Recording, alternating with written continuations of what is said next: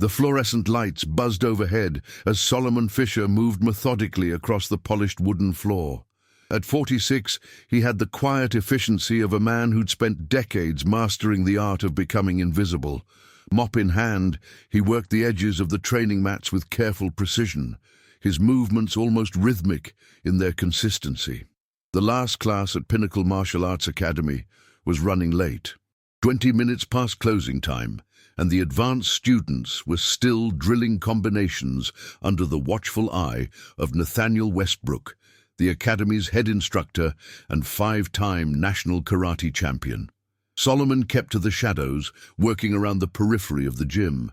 Usually he came in after hours, when the building was empty and silent. Tonight was different. "Pivot on the ball of your foot, Jackson," Nathaniel called out, his voice carrying the unmistakable authority of someone accustomed to being obeyed. "More hip rotation on those kicks." Solomon's mop found a particularly stubborn scuff mark, and he focused on it, scrubbing with measured pressure. The squeak of the mop against the floor drew Nathaniel's attention. "Hey!" The instructor's voice cut through the rhythmic sounds of training. "Janitor!" Solomon looked up slowly, his face carefully neutral. "Yes, sir?" Nathaniel's lips curled into a half-smile that didn't reach his eyes. He was 35, with the lean, coiled physique of a lifetime martial artist. The black belt around his waist was frayed at the edges, a badge of honor that spoke of years of dedicated training. "Since you're watching so intently, why don't you join us?" Nathaniel's voice carried an edge that silenced the class. 10 students stopped mid-movement, turning to witness the exchange. "I bet you've never set foot on a training mat before, have you?" Solomon's hands tightened imperceptibly on the mop handle. "I'm just doing my job, sir. Don't mind me." Nathaniel laughed, the sound echoing in the suddenly quiet gym. "Come on, it'll be educational." He gestured toward the center of the mat. "My students can see the difference between someone who's dedicated their life to martial arts and someone who, well, cleans up after them." A young woman with auburn hair pulled into a tight ponytail stepped forward. "Master Westbrook, we still have that combination to finish." "In a minute, Abigail." Nathaniel cut her off without taking his eyes off Solomon. "This won't take long." Solomon set his mop carefully against the wall. His movements were unhurried, deliberate. Something in the quality of his silence made 2 of the students exchange uneasy glances. "I don't think this is necessary," Solomon said quietly. "I've got floors to finish before midnight. Are you afraid?" Nathaniel's challenge hung in the air. "It's just a friendly demonstration. No one's going to hurt you." The smile widened. "Much?" Several students laughed nervously. Abigail didn't. Her eyes narrowed slightly as she studied the janitor. What none of them knew, what no one in Portland, Oregon had known for the past 15 years, was that Solomon Fisher had once been Staff Sergeant Solomon Fisher, Chief Combatives Instructor for the United States Army's 75th Ranger Regiment. For 12 years, he had trained elite soldiers in hand-to-hand combat techniques designed for the most dangerous situations imaginable.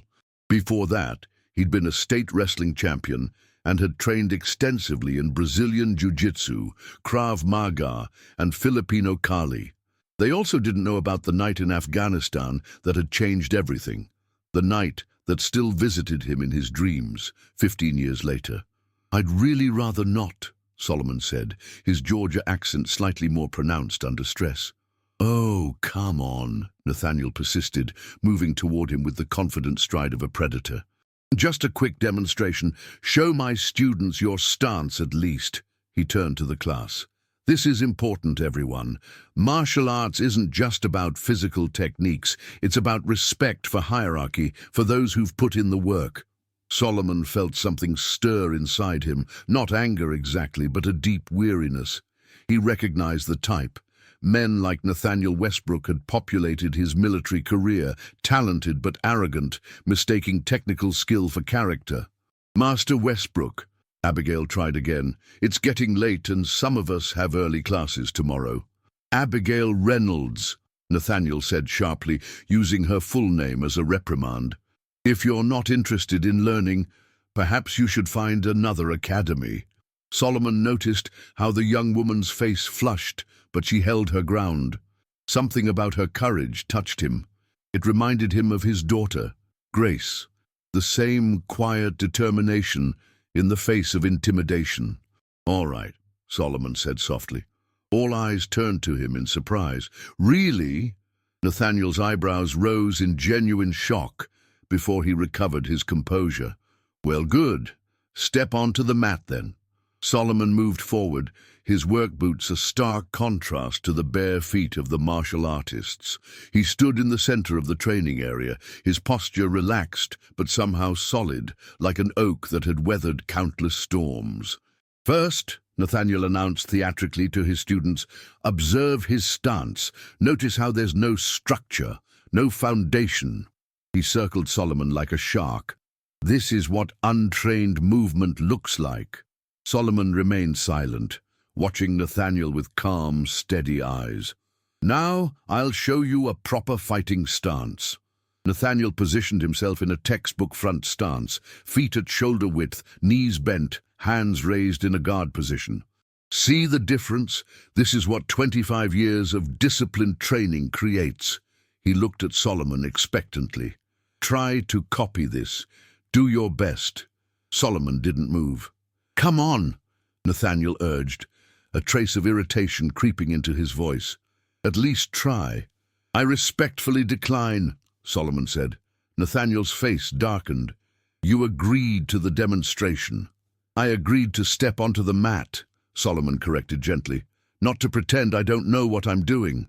The statement hung in the air, unexpected and suddenly charged with meaning.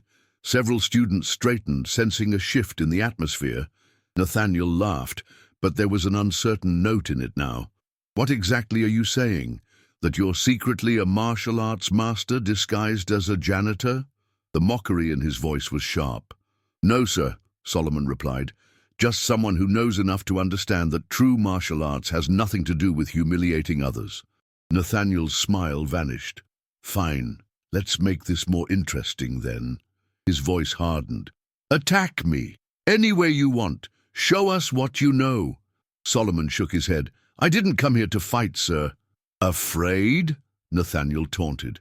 "Yes," Solomon said simply, "but not of you." The honest answer caught Nathaniel off guard. Before he could respond, Solomon continued, "I am afraid of what happens when men with skill, but no wisdom, use their abilities to diminish others instead of elevating them." His voice remained respectful, but carried an undercurrent of authority that was impossible to ignore. Nathaniel's face flushed with anger. "That's enough philosophy from the janitor." He stepped forward, invading Solomon's personal space. "Either participate properly or get back to your mop." Solomon didn't retreat. His eyes, deep brown with flecks of amber, locked onto Nathaniel's. "Is this really how you want your students to remember tonight's lesson?" "I want them to understand hierarchy and respect," Nathaniel snapped. "And you believe this is teaching them respect?" Solomon asked. The question seemed to hang in the air between them. Several students shifted uncomfortably. Nathaniel's patience snapped. With lightning speed, he launched a front kick toward Solomon's midsection, not full force, but certainly hard enough to knock the wind out of an untrained person. It was a demonstration kick, designed to establish dominance rather than injure. It never landed. Solomon moved with such fluid economy that several students didn't even register what happened. One moment he was standing directly in front of Nathaniel. The next he was slightly to the side, and Nathaniel's kick met empty air. The instructor stumbled slightly, surprised by the miss. His eyes widened in shock. "Please," Solomon said quietly, "let's end this now. No demonstration is necessary." But Nathaniel's pride was wounded. He recovered quickly and launched a combination jab, cross, hook, textbook perfect, and blindingly fast. Solomon didn't block the punches. He simply wasn't where they were aimed. His movements were subtle, minimal, with none of the flashy footwork taught in dojos. It was the efficient motion of someone who had learned fighting not as a sport, but as survival. The entire class had gone completely silent. Abigail Reynolds stood with her mouth slightly open, recognizing that she was witnessing something extraordinary. "Who are you?" Nathaniel demanded, his voice tight with a mixture of anger and dawning apprehension. Solomon sighed deeply. "Just a janitor trying to finish his shift, sir." "No." Nathaniel shook his head. "No janitor moves like that." He circled Solomon warily now. "Where did you train?" Solomon remained silent for a long moment. The fluorescent lights hummed overhead. Outside, rain had begun to fall, tapping gently against the high windows of the academy. "Fort Benning, Georgia," he finally said, "among other places." Abigail stepped forward. "You were military?" Solomon nodded once. "He's lying," Nathaniel said immediately, but there was uncertainty in his voice now. 75th Ranger Regiment, Solomon said quietly. 12 years as a combatives instructor. Before that, 4 years competitive wrestling at the University of Oklahoma, 3 years training at the Gracie Academy in Torrance, and 2 years of Krav Maga with former Israeli Defense Forces instructors. The silence that followed was absolute. "Why are you working as a janitor?" Jackson Hayes, one of the younger students, blurted out. Solomon's eyes clouded momentarily. "Because it's honest work that helps people, and because sometimes a simple life is what you need to find peace." Nathaniel had gone very still, his face unreadable. "Prove it," he said finally. "Show us something only a real instructor would know." Solomon looked at him for a long moment. "Attacking the janitor wasn't proof enough for you?" Several students failed to suppress their smiles. Nathaniel's face darkened with embarrassment. "Master Westbrook," Abigail said, her voice firm despite her youth, "I think we owe Mr. Fisher an apology." Nathaniel glared at her, then back at Solomon. Something complicated flickered across his features, pride warring with the growing realization that he had made a serious error in judgment. "I don't believe you," he said flatly. "Anyone can claim military experience." Solomon nodded. "You're right, and it doesn't matter either way." He turned to leave the mat. "I should get back to work." "Wait," Nathaniel called out, his voice sharp. "We're not finished." Solomon paused, then turned back slowly. "What would you like me to do, Mr. Westbrook?" The use of Mr. instead of Master was subtle but unmistakable. "If you were really a combat instructor," Nathaniel said, "show us something real.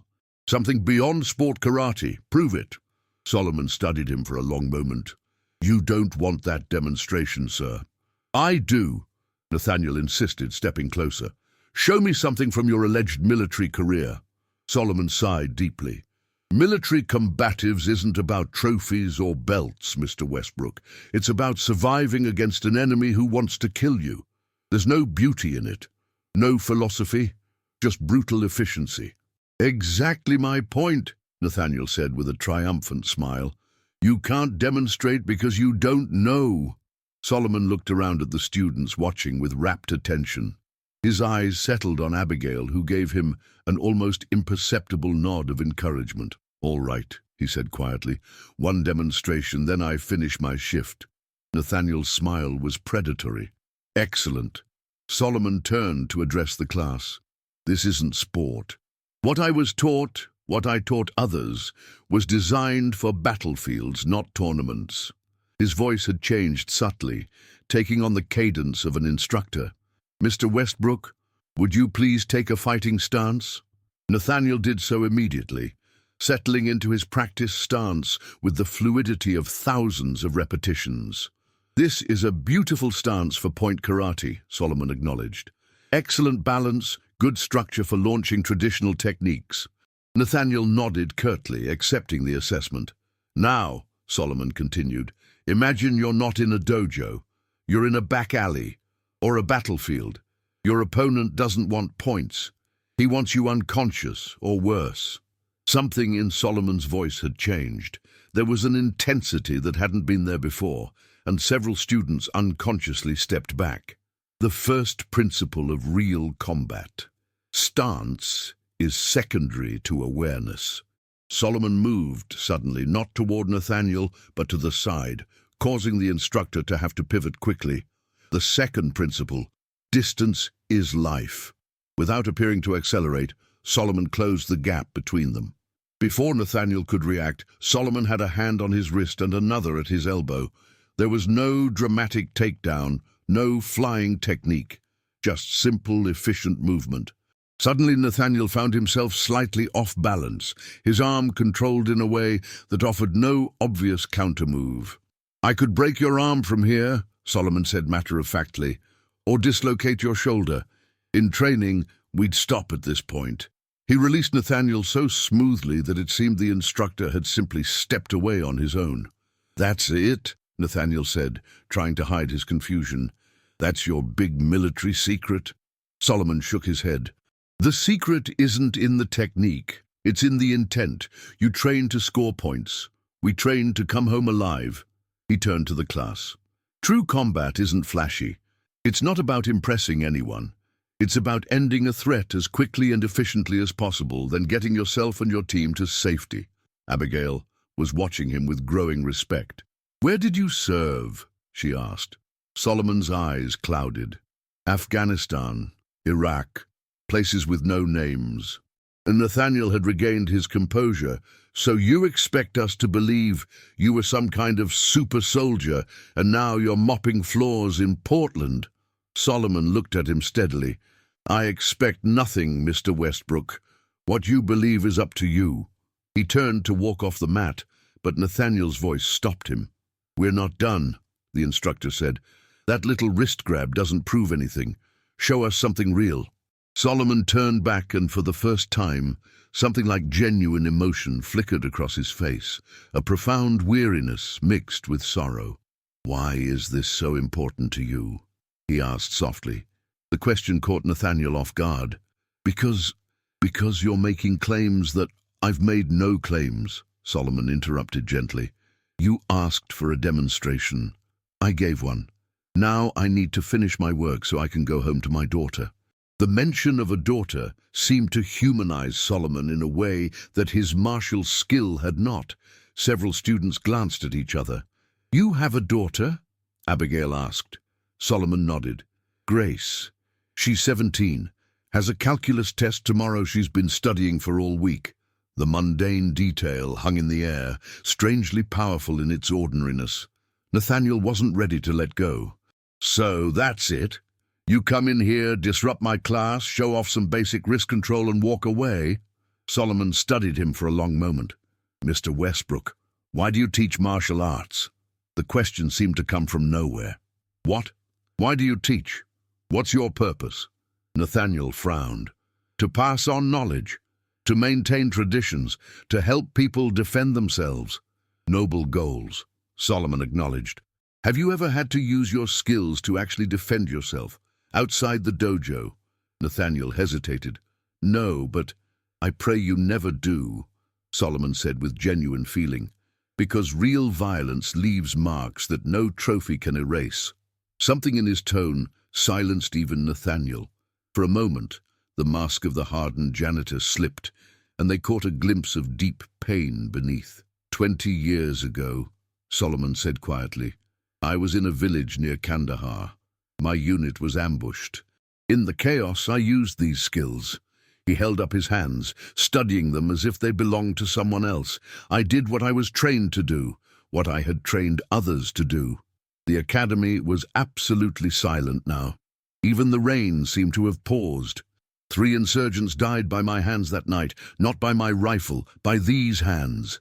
His voice had dropped to barely above a whisper, but everyone heard him clearly. "I was awarded a medal for it. They called me a hero." He looked up, meeting Nathaniel's eyes directly. "I've spent 15 years trying to wash that night from my hands. That's why I'm a janitor, Mr. Westbrook. Some stains never come out, no matter how hard you scrub." The rawness of the confession left everyone stunned. Nathaniel's face had lost all its arrogance, replaced by an expression of confusion and something close to shame. I didn't know," he managed finally. "How could you?" Solomon replied simply. "We all carry stories no one can see. He turned once more to leave the mat, and this time no one stopped him.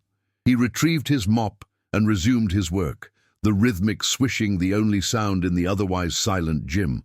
After a long moment, Nathaniel cleared his throat. "Class dismissed," he said, his voice lacking its usual authority. "Same time Thursday." The students bowed and began gathering their belongings, many casting glances towards Solomon as he worked methodically in the corner of the gym. Abigail approached Nathaniel. "That wasn't right," she said quietly but firmly. "Not now, Abigail," Nathaniel warned. "If not now, when?" she persisted. "You humiliated him for no reason." "I didn't know." "That's the point," Abigail interrupted. "You didn't know, but you judged anyway." "Isn't that the opposite of what you teach us about respect?" Nathaniel had no answer. Abigail gave him one last disappointed look, then walked over to where Solomon was working. "I'm sorry about what happened," she said. Solomon looked up from his mop. "No need to apologize. You tried to stop it." "I'm Abigail Reynolds," she introduced herself formally. "Solomon Fisher." He nodded in acknowledgement. "Are you really a ranger?" she asked, curiosity overcoming her hesitation. "Was," he corrected gently. "That was another life." Abigail hesitated, then asked, "Why do you let people treat you like you're just a janitor?" Solomon smiled slightly for the first time. "Because I am just a janitor, and there's dignity in that too." Abigail considered this. "My father was in the Marines. He doesn't talk about it much either." "Some things are hard to put into words," Solomon acknowledged. Nathaniel approached slowly, his body language markedly different now, the swagger gone, replaced by uncharacteristic uncertainty. "Mr. Fisher," he began awkwardly, "I owe you an apology." Solomon stopped mopping and faced him directly. "Accepted," he said simply. Nathaniel seemed taken aback by the ease of the forgiveness. "Just like that? Holding grudges is heavy work, Mr. Westbrook. I've carried enough heavy things in my life." Nathaniel nodded slowly. I'd like to talk more if you're willing. Maybe after you finish your shift?" Solomon studied him, weighing his sincerity. "I need to get home to Grace." "Another time then," Nathaniel pressed. "Please." Something in the instructor's earnestness seemed to reach Solomon. "I'm here every Tuesday and Thursday evening, and Sunday mornings." "Sunday mornings?" Abigail asked. "The academy's closed then." "I come in before church," Solomon explained. "Grace likes to volunteer with the children's ministry, so we're there early anyway." "You go to church?" Nathaniel asked, unable to hide his surprise. Solomon nodded. "New Hope Community on Burnside Street." "I wouldn't have guessed," Nathaniel admitted. "That I'm a Christian?" Solomon asked with the hint of a smile. "What does a Christian look like to you, Mr. Westbrook?" Nathaniel had no answer for that. "If you're genuinely interested in talking," Solomon continued, "you're welcome to join us at New Hope. Service starts at 10. We have good coffee." Before Nathaniel could respond, the gym's side door opened, and a teenage girl with dark brown skin and curly hair, pulled back in a practical ponytail, stepped in from the rain. She wore jeans, a navy blue rain jacket, and carried a backpack that looked heavy with books. "Dad!" she called out, then spotted Solomon. "There you are. Mum's got the night shift, so I thought I'd keep you company on the bus ride home." "Grace," Solomon said, his whole demeanor softening, "you should be studying." "Already finished," she said, approaching the group. She noticed the martial arts uniforms and the tension in the air. "Did I interrupt something?" "No," Solomon assured her. "Just finishing up. Grace, this is Mr. Westbrook and Miss Reynolds." Nice to meet you," Grace said politely, her intelligent eyes taking in the scene with the perceptiveness of someone who had learned to read situations quickly. "Your dad was just showing us some, techniques," Nathaniel said awkwardly. Grace's eyebrows rose. "Dad was just a small demonstration," Solomon said dismissively. "How did the calculus review go?" "I think I'm ready," Grace said, still looking curiously between her father and the others. "Pastor Thomas helped me with a few problems after youth group." "That's good," Solomon nodded. "Let me finish up here and we'll head home." "I can help," Grace offered, already moving toward the supply closet with the familiarity of someone who had done so before. "Your daughter seems very responsible," Abigail observed. "She is," Solomon agreed, pride evident in his voice. "Honor student, already accepted to Reed College for next fall, full scholarship." "That's impressive," Nathaniel said genuinely. "She gets her brains from her mother," Solomon said with a small smile, "and her stubbornness from both of us." Grace returned with another mop and began working alongside her father with practiced efficiency. The sight of the tall, imposing former ranger and his studious teenage daughter working side by side created a strangely powerful tableau. "Mr. Westbrook," Solomon said as he worked, "if you don't mind me asking, why did tonight happen? Why was it so important to prove something at my expense?" The directness of the question made Nathaniel flinch. Abigail looked at her instructor with interest, clearly wondering the same thing. Nathaniel struggled visibly with the question. It wasn't about you specifically. It never is," Solomon said gently. "It's about something deeper." Nathaniel fell silent, his expression troubled. "I should go," Abigail said, sensing the conversation had turned private. "It was an honor to meet you, Mr. Fisher. And you, Grace." "Likewise," Solomon nodded. As Abigail left, Nathaniel remained, watching Solomon and Grace work in comfortable silence together. "I was arrogant," Nathaniel finally said, the admission clearly difficult for him. "I saw someone I thought was beneath me, and I wanted to reinforce that, to perform my superiority for my students." The self-awareness in his voice suggested this wasn't a new realization, but perhaps the first time he'd articulated it aloud. Solomon nodded thoughtfully. "Thank you for your honesty. I don't understand how you can be so calm about it," Nathaniel said. "If someone had humiliated me like that, I'd be furious." Solomon leaned on his mop. "Mr. Westbrook, anger is a luxury I gave up a long time ago. It costs too much." Even when it's justified. Especially then." Solomon's eyes grew distant. "I've seen where righteous anger leads. The line between justice and vengeance is thinner than we like to admit." Grace had moved to the far end of the gym, giving the men space to talk while she continued working. "You mentioned church earlier," Nathaniel said hesitantly. Is that where you found peace? After what happened in Afghanistan?" Solomon considered the question carefully. "Not immediately. For years after I left the service, I was lost, angry, drinking too much. My wife, Leanne, she kept the faith for both of us during those dark years." "What changed?" "Time, forgiveness, mostly learning to forgive myself. And yes, reconnecting with God." Solomon looked at Nathaniel directly. "But it wasn't magical or instant. Faith doesn't erase the past. It just helps you carry it." Nathaniel nodded slowly. "I was raised religious, Catholic. Haven't been to church since I was 17. "What happened at 17? Solomon asked. A shadow crossed Nathaniel's face. "My brother died. Leukemia. I prayed every day for a miracle that never came." Understanding dawned in Solomon's eyes. "I'm sorry for your loss." "It was a long time ago," Nathaniel said dismissively. "Not so long that it doesn't still shape who you are today," Solomon observed quietly. The insight caught Nathaniel off guard. He looked at Solomon with new eyes, seeing not just the janitor or even the former ranger, but a man with unexpected depth and wisdom. "How did you know?" "Loss leaves marks," Solomon said simply. "I recognize the signs." Grace had finished her section and approached. "Dad, we should go if we want to catch the 10 o'clock bus." Solomon nodded. "Just about done here." "I can drive you," Nathaniel offered suddenly. "Both of you. It's the least I can do." Solomon and Grace exchanged a glance. "That's very kind," Solomon said carefully, "but not necessary." "Please," Nathaniel insisted.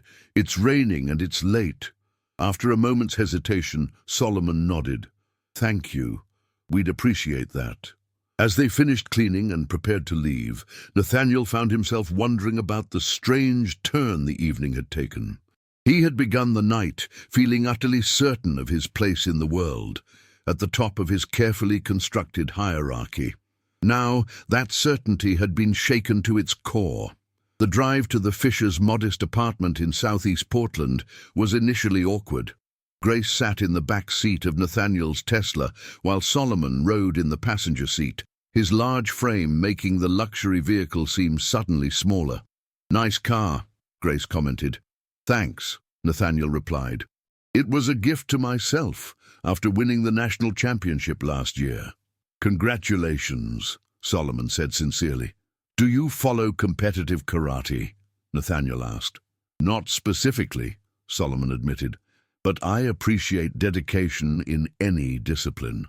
Dad used to make us watch UFC fights when I was little," Grace volunteered from the back seat. "Mom hated it." Solomon chuckled. "Your mother was right. Those weren't appropriate for a 7-year-old. "Is that when you stopped?" Nathaniel asked. "When Grace was 7? Solomon nodded. "Roughly. I realized I was still living in the past, glorifying something I'd worked hard to leave behind." They drove in silence for a few blocks. "Can I ask you something personal?" Nathaniel ventured. "You can ask," Solomon replied with a small smile. "How do you do it? Work as a janitor when you have all those skills? Don't you feel, I don't know, wasted?" Solomon considered the question. "No," he said finally. "I don't measure worth by rank or status anymore. I have honest work that serves others. I have time for my family. I have peace." He glanced at Nathaniel. What more should a man want? The question lingered in the air between them, challenging assumptions Nathaniel had never examined. "Turn left at the next light," Grace directed from the back seat. As they pulled up to a modest apartment complex, Solomon turned to Nathaniel. "Would you like to come up for coffee? It's not fancy, but Leanne always leaves some in the pot for us." The invitation surprised Nathaniel. "I don't want to intrude." "You wouldn't be," Solomon assured him, "unless you need to get home." Nathaniel hesitated, then nodded.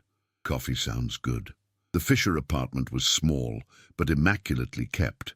Bookshelves lined one wall, filled with an eclectic mix of titles: military history, theology, classic literature, and college preparation guides.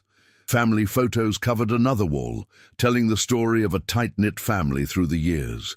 Grace excused herself to finish some homework, leaving the two men in the small kitchen. Solomon prepared coffee with the same quiet efficiency he brought to everything. "You have a nice home," Nathaniel said, meaning it.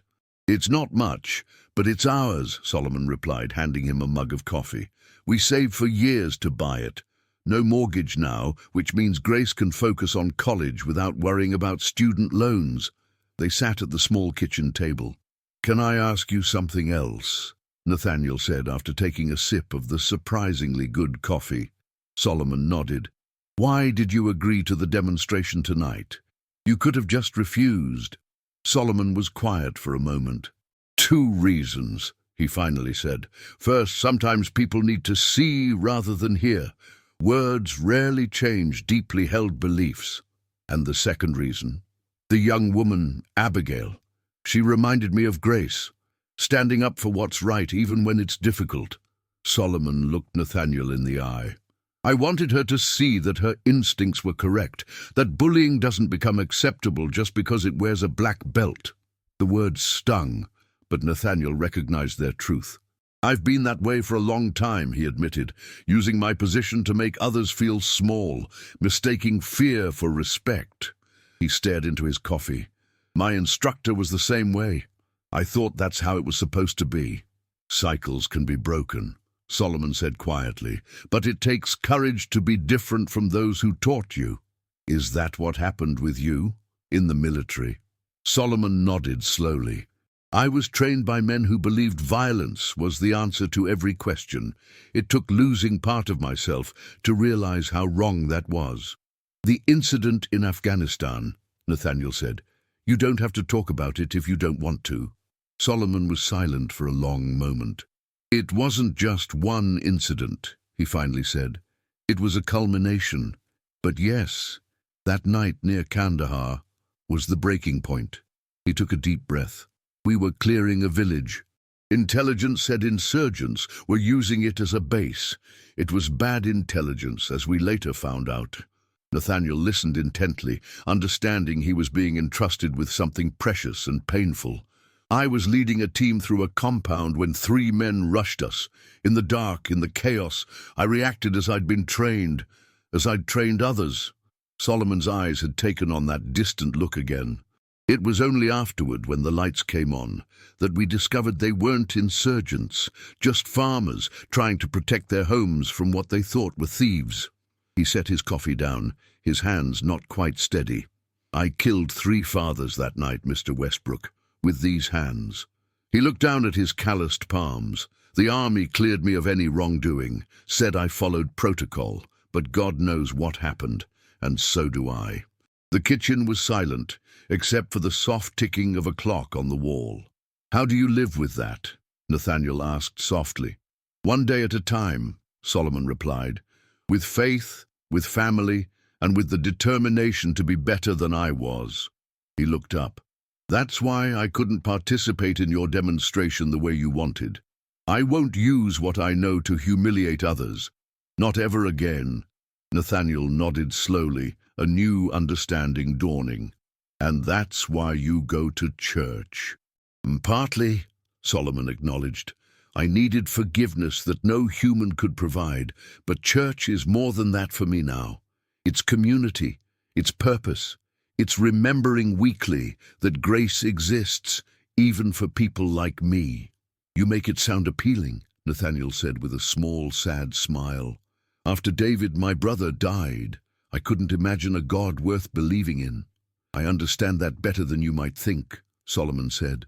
After Kandahar, I cursed God for months. Wondered how he could let me become the very thing I thought I was fighting against. What changed?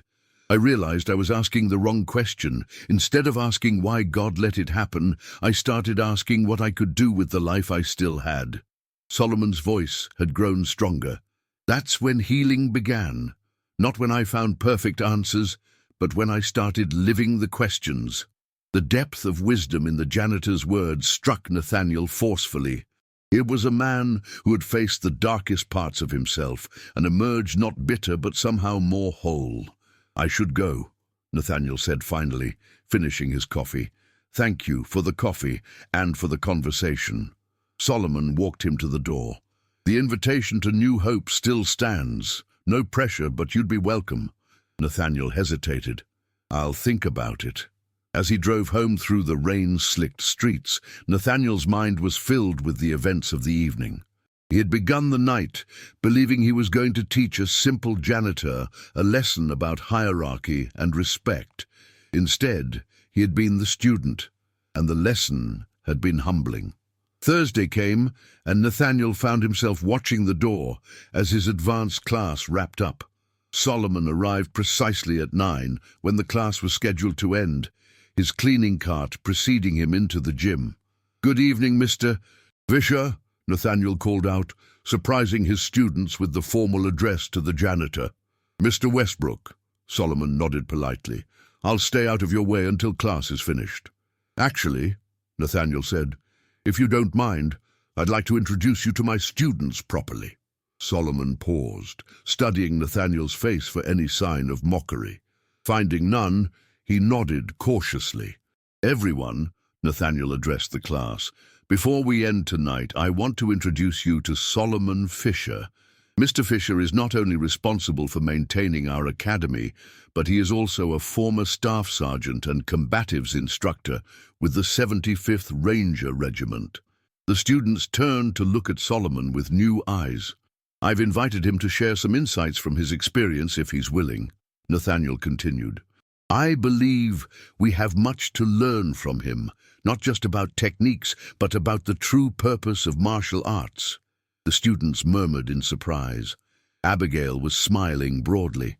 Solomon stepped forward, clearly uncomfortable with the attention, but willing to engage. I'm not a teacher anymore, he said simply, but I'm happy to answer questions if you have them. For the next 30 minutes, Solomon fielded questions from the curious students.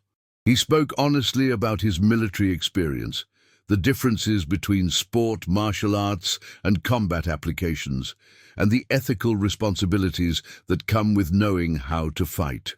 Throughout, he maintained his humility, never once presenting himself as superior to Nathaniel or the traditional martial arts they practiced. "One last question," Jackson asked. "What's the most important thing you learned from all your training?" Solomon thought for a moment. "That the most dangerous opponent you'll ever face is your own pride," he said finally. "Master that, and no external enemy can truly defeat you."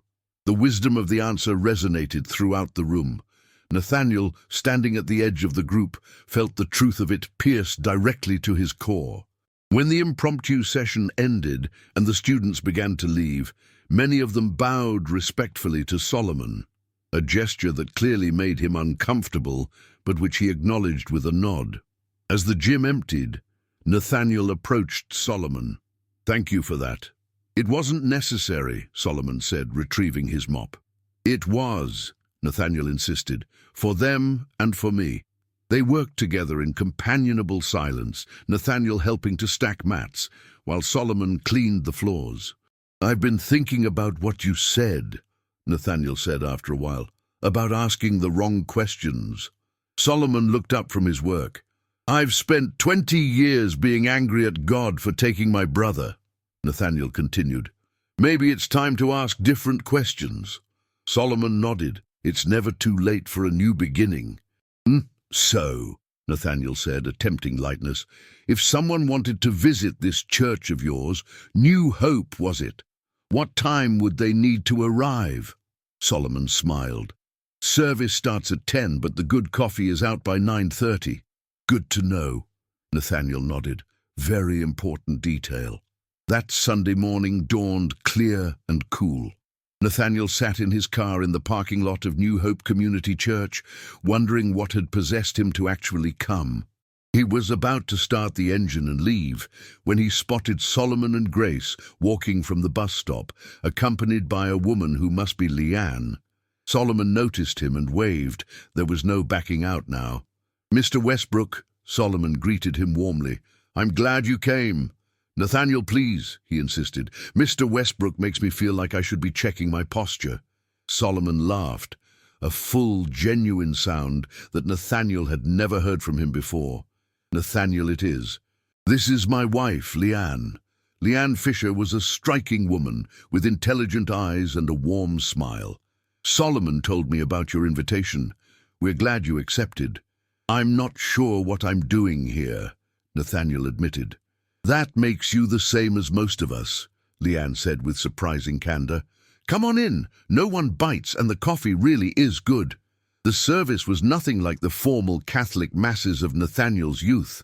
The music was contemporary, the message practical rather than theological, and the atmosphere casual but sincere. What struck him most, however, was how many people greeted Solomon and his family with genuine affection. The janitor he had attempted to humiliate was clearly a respected and beloved member of this community. After the service, Solomon introduced Nathaniel to Pastor Thomas, a middle-aged man with salt and pepper hair and an easy manner. "Nathaniel runs Pinnacle Martial Arts Academy," Solomon explained. "He's an accomplished karate champion." "Wonderful to meet you," Pastor Thomas said, shaking his hand firmly. "Solomon mentioned you might be visiting. How did you find the service?" "Different than what I'm used to," Nathaniel answered honestly. "But good, accessible. That's what we aim for," Pastor Thomas nodded. "Faith doesn't have to be complicated to be meaningful." Solomon mentioned you helped Grace with calculus," Nathaniel said. Pastor Thomas laughed. "I try. In my previous life, I was a mathematics professor at Portland State. Grace is already beyond my level in some areas." The casual revelation that the pastor had an academic background surprised Nathaniel. "You left teaching for ministry?" "Life takes unexpected turns," Pastor Thomas said with a smile. "Much like finding a former ranger working as a janitor or a karate champion visiting a church he swore off 20 years ago." Nathaniel couldn't help but smile at the observation. Over the following weeks, a strange and unexpected friendship developed between Nathaniel and Solomon. They were an unlikely pair, the prestigious martial arts instructor and the humble janitor. But they had found common ground in their shared experiences of loss, pride, and the search for meaning. Nathaniel began to visit New Hope regularly, not yet ready to call himself a believer again, but open to the possibility in a way he hadn't been since his brother's death. Meanwhile, Solomon occasionally observed Nathaniel's classes, offering subtle suggestions that helped bridge the gap between traditional martial arts and practical application. The most profound change, however, was in how Nathaniel ran his academy. The arrogant, domineering instructor began to give way to a more thoughtful teacher, who emphasized character development alongside technical proficiency. His students noticed the difference, and the atmosphere of the entire gym shifted from one of intimidation to one of mutual respect. 6 months after their first encounter, Nathaniel approached Solomon with an unexpected proposition. "I want you to teach a class," he said, without preamble, as Solomon finished his evening cleaning. Solomon looked up in surprise. "I told you, I'm not a teacher anymore." "Not combatives," Nathaniel clarified. "Something different, a class on martial ethics, on the responsibility that comes with skill." Solomon leaned on his mop, considering the idea. "Why?" "Because these kids need to hear it from someone who's lived it," Nathaniel said. "They need to understand that what we teach them here isn't just about winning tournaments or advancing through belt ranks. It's about becoming better people. And you think I can teach them that?" "I know you can," Nathaniel said with conviction, "because you taught it to me." Solomon was silent for a long moment. "I'll need to pray about it," he said finally. "Talk it over with Leanne." "Of course," Nathaniel nodded. "Take all the time you need." 2 weeks later, Solomon Fisher taught his first class at Pinnacle Martial Arts Academy. It wasn't held on the training mats, but in the small meeting room adjacent to the gym.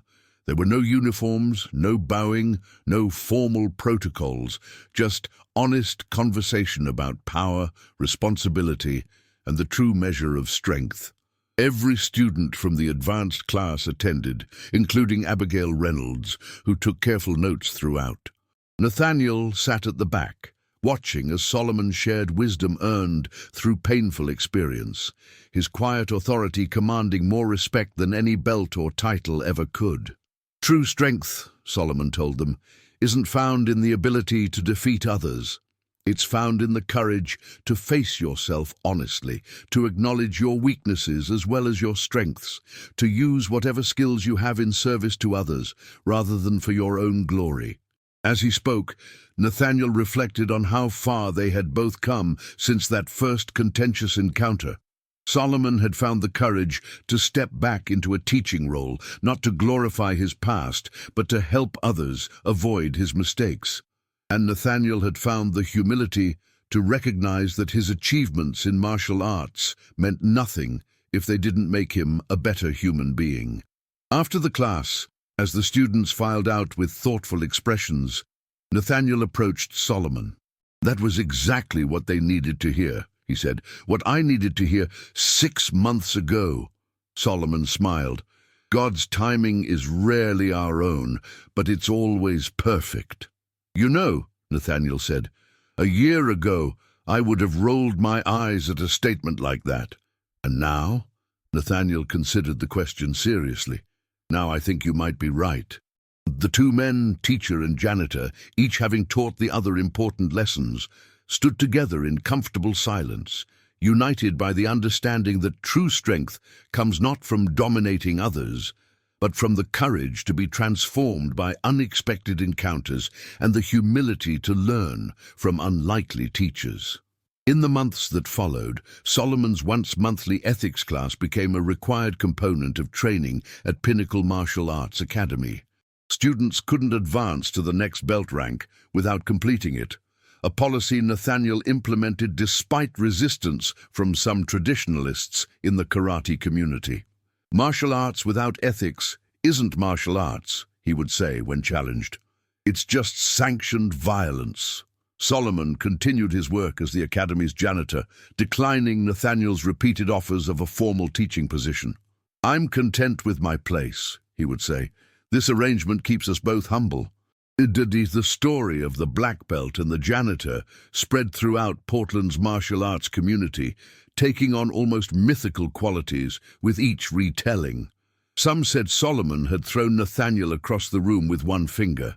Others claimed he had been some kind of secret government operative.